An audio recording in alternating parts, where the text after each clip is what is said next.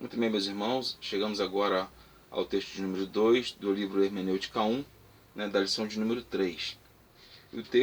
O título do texto vai nos dizer interpretação literal. O que é interpretar o texto de forma literal? É você ler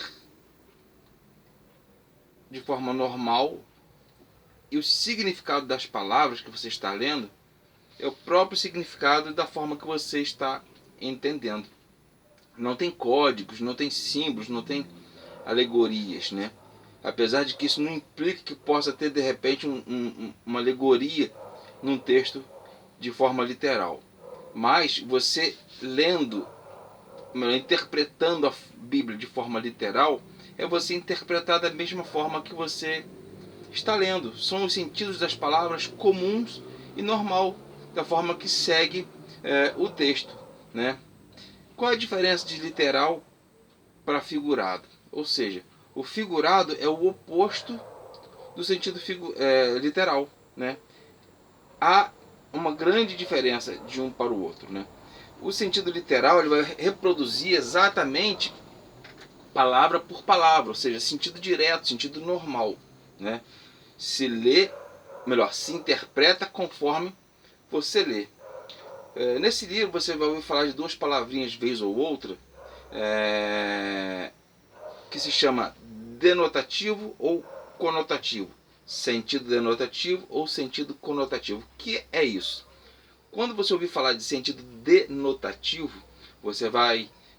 denotativo é literal. Você vai interpretar como literal. Tá? Quando você ouvir falar de sentido conotativo, é o sentido figurado. E como é que eu posso entender uma figura de linguagem no texto bíblico? Como é que eu posso definir o sentido figurado num texto bíblico?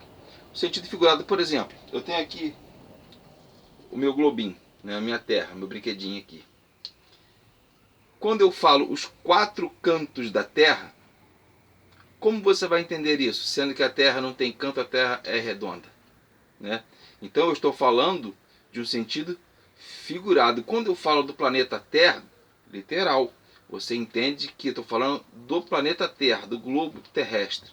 Quando eu falo dos quatro cantos da Terra, a Terra não tem canto, ou seja, é um sentido figurado que eu estou querendo interpretar da seguinte forma: norte, sul, leste e oeste. São os quatro cantos da Terra. Quando eu falo do fermento dos fariseus, eu estou falando de uma linguagem figurada. O que é o fermento dos fariseus? O fermento, todos sabem que ele simboliza o pecado, né? Porque o fermento, qual é a característica dele? Quando você bota ele em uma massa, ele vai expandindo, vai crescendo, crescendo e crescendo. É como o pecado. O pecado ele vai crescendo, né? Se você continuar pecando, ele vai aumentando, vai aumentando. Continuar mentindo, a mentira vai aumentando, vai aumentando. Então essa é a linguagem figurada, né? O fermento dos fariseus era exatamente que o pecado dos fariseus ele só ia aumentando, né? Quando Deus falava com Abraão assim, ó, Abraão, vou fazer você, a sua descendência, como os grãos de areia da praia. Ou seja, é um sentido figurado, né? Por quê? Porque não se conta, não tem como. É uma explicação para a quantidade de descendentes que Deus iria dar a Abraão. Da mesma forma, quando ele mandou Abraão olhar para os céus, né, e falar, conta as estrelas do céu. É uma linguagem figurada. Quando eu pego um texto bíblico aqui, por exemplo, em Lucas, capítulo 1, né, eu vou ler aqui no versículo 28, eu vou estar fazendo uma interpretação literal desse texto, ou seja, tudo que eu vou ler aqui, de forma literal, vai estar a explicação, é o entendimento. Veja bem, ó. E entrando o anjo onde ela estava, disse, alegra-te, muito favorecida, o Senhor é contigo. Ela, porém, ao ouvir esta palavra, perturbou-se muito e pôs-se a pensar no que significaria esta saudação. Mas o anjo lhe disse, Maria, não temas, porque achaste graça diante de Deus. Eis que conceberás e dará à luz a um filho, a quem chamarás pelo nome Jesus. Este será grande e será chamado Filho do Altíssimo. Deus, o Senhor, lhe dará o trono de Davi, seu pai. Ele reinará para sempre sobre a casa de Jacó, e o seu reinado não terá fim.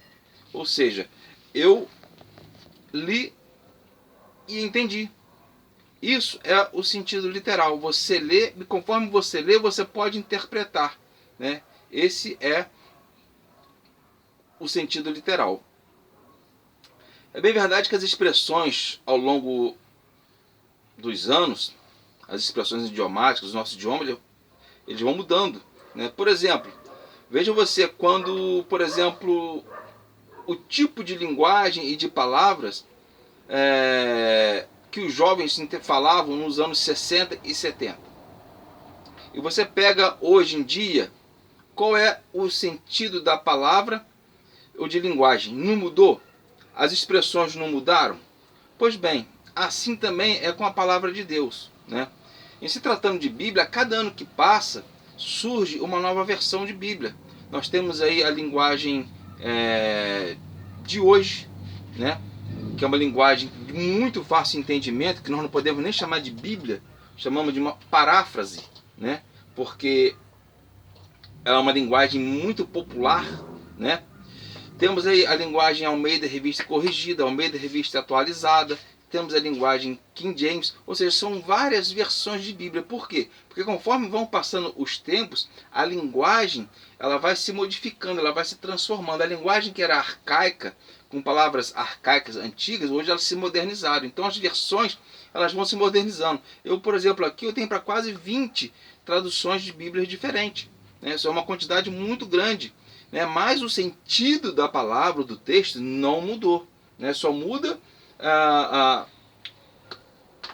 a palavra, mas o significado é o mesmo, né? A interpretação literal também, ela pode ser tanto física como espiritual. Como assim? Exemplo, a palavra pão. Quando eu falo pão, você entende como um alimento, não é mesmo? Que você compra na padaria, que você come.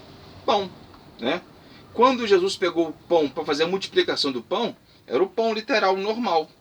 Só que no sentido espiritual, quando Jesus fala que ele é o pão da vida, ou seja, nós entendemos que ele é o quê? É o alimento para a vida, né? Ele é o sentido, você entende no sentido literal. Quando nós ouvimos falar que o pão é o corpo de Cristo, nós também entendemos que o pão, de forma literal, se trata do corpo de Cristo, ou seja, o alimento que nos vai dar a sustância, né?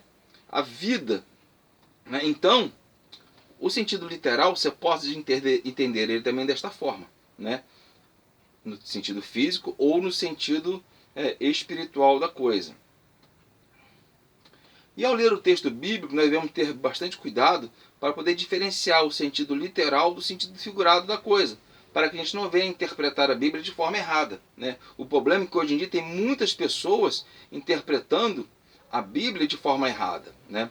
E a comunicação, o nosso tratar, a nossa interpretação, ela tem que ser bem clara, para que na hora que você vai falar ou se expressar, essa palavra, a sua palavra, ela tem que ser também de fácil entendimento, ou seja, de forma mais literal possível, para aquele leigo que está ali, que não conhece de hebraico, de latim, e de aramaico e de grego, ele possa entender a Bíblia de forma correta, né? Temos muitos pregadores hoje em dia aí que querem falar bonito e querem aparecer, mas eles inventam palavras que nem eles mesmos sabem o significado. Em vez de pregar uma palavra simples, literal, de forma comum da vida diária, para que as pessoas possam entender como Jesus fez, não, eles querem complicar as coisas. Em vez de ser claro, eles querem colocar alegorias para que possa a cada dia mais ficar aí mais complicado o evangelho de se entender, e as pessoas possam lá bater no ombro deles e falar que eles são inteligentes, aquilo outro, mas na verdade nem eles sabem o que eles estão falando. Então, meus irmãos, para terminar aqui, é verdade que existem muitos pontos difíceis de interpretação da palavra de Deus, né? Mas a maioria, mas na sua maioria facilmente se interpreta, porque a Bíblia ela tem as suas linguagens figuradas e de difícil interpretação, mas assim, mais em livros proféticos, em livros que falam de escatologia, né, e por aí vai. Mas na sua maioria, a Bíblia, como nós já estudamos anteriormente, quando você faz perguntas ao texto, você começa a ter uma compreensão melhor daquilo que você está lendo, para também que você possa aplicar na sua vida e também para ensinar ao próximo. Ok? Então ficamos aqui nesse texto de número 2. Essa é a interpretação literal, né? Partimos agora para o texto de número 3. Muito obrigado aí pela sua atenção.